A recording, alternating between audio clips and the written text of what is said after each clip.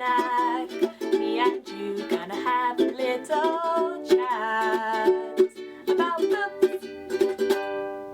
Hi guys, I am here today to do a book review, and the book that I'm going to be reviewing is Wool, which is book number 1 in the Silo series by Hugh Howey. Now, this book I actually ended up reading because Brock at Let's Read, I will link his channel down below, actually started woolvember, #woolvember, which is basically anyone who wants to join in can read in the month of November Wool with us and chat about it on Twitter and just have a good time doing a group read, which I really enjoyed. So I wanted to join in with this because I did have this book on my shelf for probably over a year now, actually, quite a long time, and I hadn't got around to it. I do actually own the whole series as well, the whole trilogy, and I really wanted to give this a go and find out what it's all about because I know that so many people have recommended this series to me, so many of my friends have read it and said it was great, so I wanted to get on this and see what it was all about, and I was not disappointed. This is basically a collection of 5 different novellas which are collected into the volume of Wool.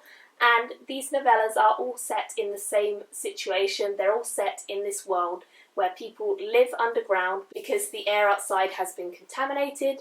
Everyone in the world lives in one silo underground, and that is the life that these people know. They have a gigantic silo that goes down about 100 and something levels below ground, and it's absolutely humongous. Each level is divided up so that certain people will work on certain levels, and you are divided up by the skill set that you have. So right at the very bottom in the deep dark, there is the mechanical section, which keeps everything running and keeps all of the generators going and gives the rest of the silo power. And then if you move up through the levels, there are various different ones, such as an infirmary, and there are farms for giving everyone food.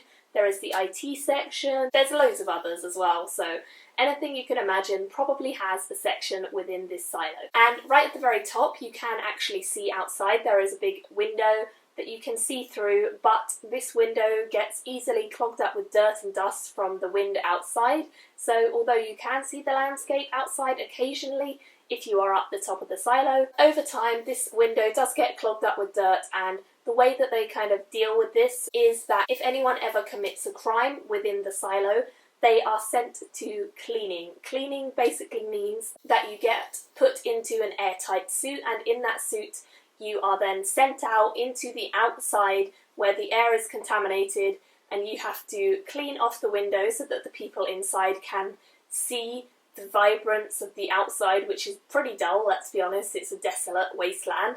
But you have to go out and you have to clean off the window, and then once you are out, hopefully you will be set free, but most likely you will drop dead because the airtight suits haven't been perfected, and unfortunately IT, although it's been working on it for many, many years, hasn't managed to get the recipe exactly right.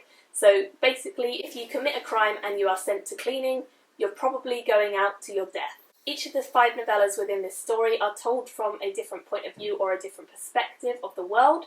The first story follows the storyline of Sheriff Holston, who is the sheriff for the silo. He's a very stout character, he knows his job and he's very confident in it. He's been working in the sheriff office for a long time.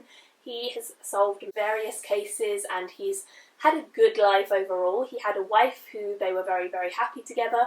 Unfortunately, his wife actually went to cleaning a couple years back, and we pick up his storyline a few years later on the anniversary of his wife going out. He is at a very, very low point. He's not happy with everything. He doesn't understand why his wife went to cleaning, why she volunteered to go. He doesn't seem like the sort of man who you could rely on as a sheriff anymore. He's kind of lost his way a little bit, and he's just very upset and depressed and sad. And we follow that storyline and we see that he is just very confused over what happened with her, and he doesn't really know what to do. The second storyline, we follow the mayor of the silo, who basically is in charge of everything, and we follow her around to find out all of the different roles of the silo. We get to know a lot more about silo life and what goes on from her point of view, and we see her role as the mayor, what she has to do, where she has to be, the things that people rely on her for. She's a very staunch lady, she has a very, very strong backbone, and she knows what she wants to do. She's very clever as well, and she's been mayor for such a long time.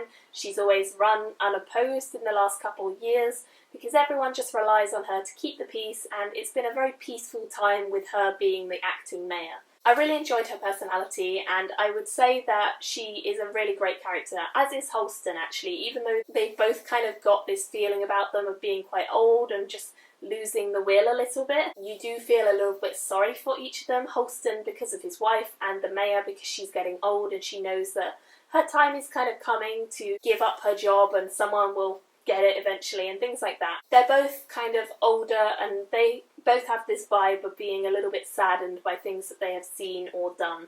But they're both great characters and I've got to express that. It's not like a really depressing story. It's just you feel a little bit sorry for them as you read about them. And the next storyline, the third one, and through to the end of the book, we follow the storyline of Juliet. Juliet is a younger character. She's feisty, she's exciting straight away. She is actually one of the people who works in maintenance right at the very bottom of the silo. The mayor works at the very top. And so we see Juliet and we meet her. She's a really interesting character because she actually stays willingly in the maintenance area. She never really goes up top. She doesn't want to go and see all of these wonderful cleanings that are going on.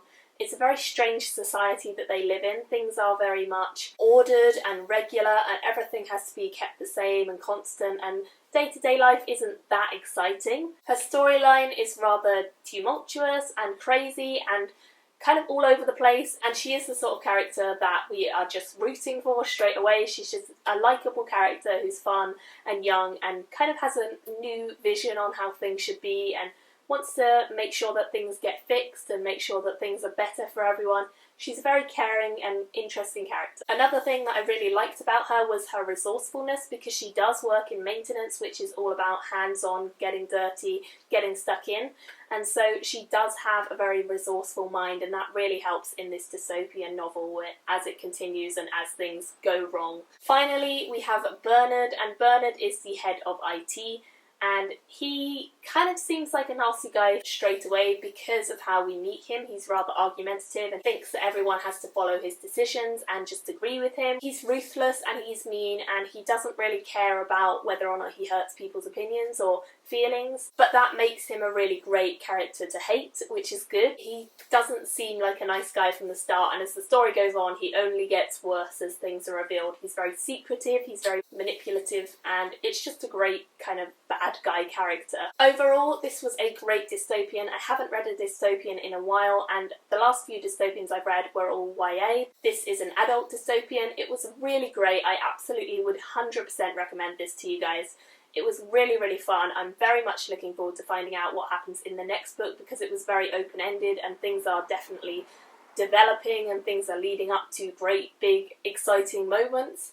And I'm definitely going to read this very, very soon when I get home, I think. I really enjoyed this. I really enjoyed joining in with #woolvember. I thought it was a great, great idea, and I'm really looking forward to more co-reads in the future. And I ended up giving this one a 4.5 stars, so I really, really loved it and I would definitely recommend it to you guys. Hope you guys liked this video. Let me know if you guys have read Wool, what you thought of it. It's been out for quite a while, so I'm sure many of you have.